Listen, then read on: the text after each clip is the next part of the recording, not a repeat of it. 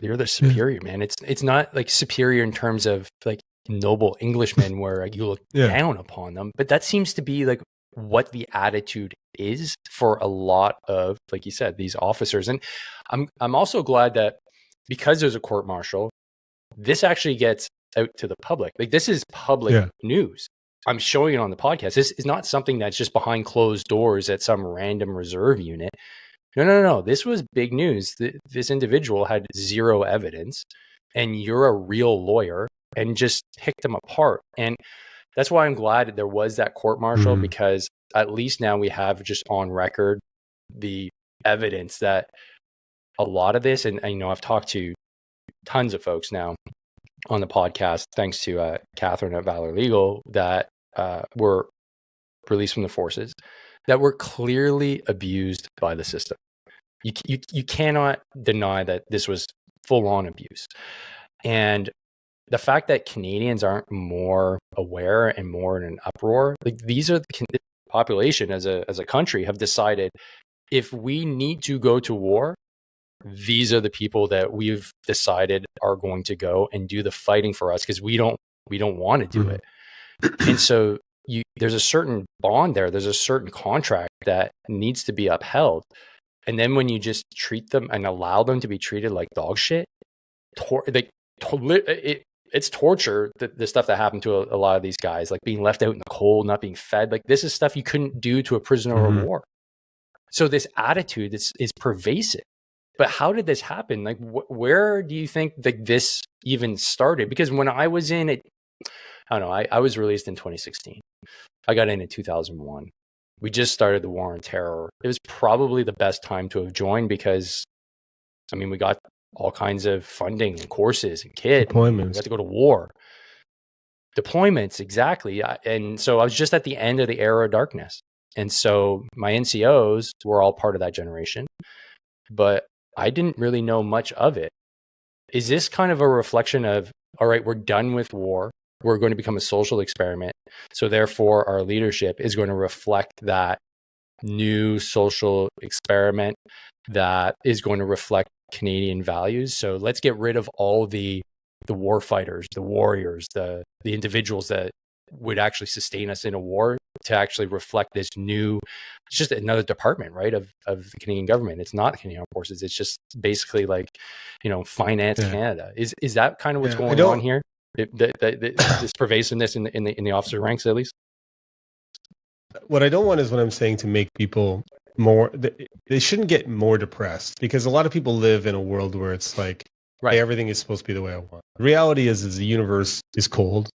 It doesn't care. And the same applies in organizations, government, and the military. So every generation has complained about their leaders in the military or wherever. But if you try to, what I try to do is find where the corruption is, right? Or where, and when you look at what's happened to the senior officers, right? Like, and that's why General Whalen was so passionate. He's like, if they can fuck me around so much as like the chief of military personnel, like the third highest general, if they can screw me around so much, imagine what is happening every day to corporals. If so, and that's why we decided to do a public court martial at the risk of embarrassing him, because he said, this is what I need to do as a leader to expose some sunlight on it. But, like Mike Rouleau, who is a VCDS ex-JTF guy, right?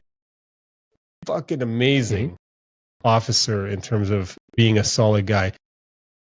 The Deputy Minister of Defense, Jody Thomas, person I talked about, she tried to give direction to the military, saying that they were going to release the names of any officer, senior officer, where there was an allegation before an investigation could be completed and a decision to charge was done, which just, as an ex-prosecutor, goes against everything about due process.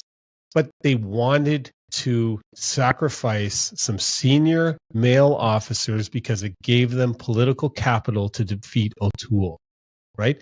That's what happened. And Rouleau wrote a beautiful letter, and it's in the court-martial materials if somebody does it, to the Chief of Defense Staff, as the Vice Chief of Defense Staff, saying, this move by the Deputy Minister runs so counter to everything I did. It was beautiful and pen, and it was like a really smart, intellectual, honorable thing. And then all of a sudden he gets fired because he golfed with Vance. Right? Like, really? Should you be fired because you golfed with somebody who had an allegation? And sadly, I think Vance, he spent a lot of money.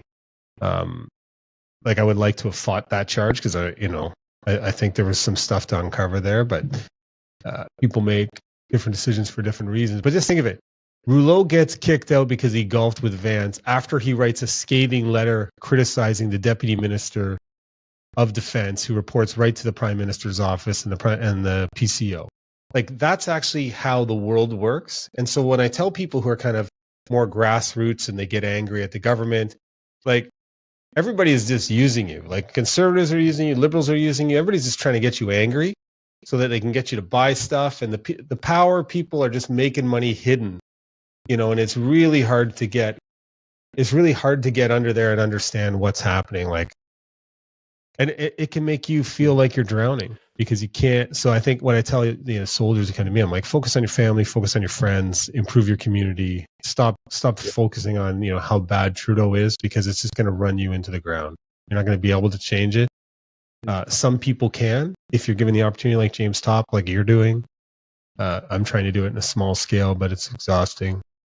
Like, why wouldn't the CDS let everybody back in who didn't get the vaccine, even if they wanted to, like a signals intelligence guy who you can't replace? Or like, why not? Why on one day do you remove the mandate?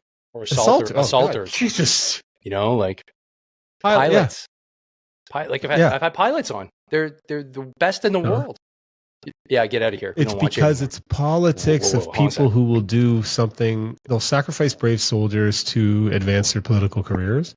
And if you don't have a chain of command, or even people in the Liberal Party, there's some good people in the Liberal Party who should be resigning because of what they see going on. Like, it's a rudderless ship being run by, sycophants around Trudeau. And they're bragging that they're going to bring in a female chief of defense staff and female vice chief of defense staff.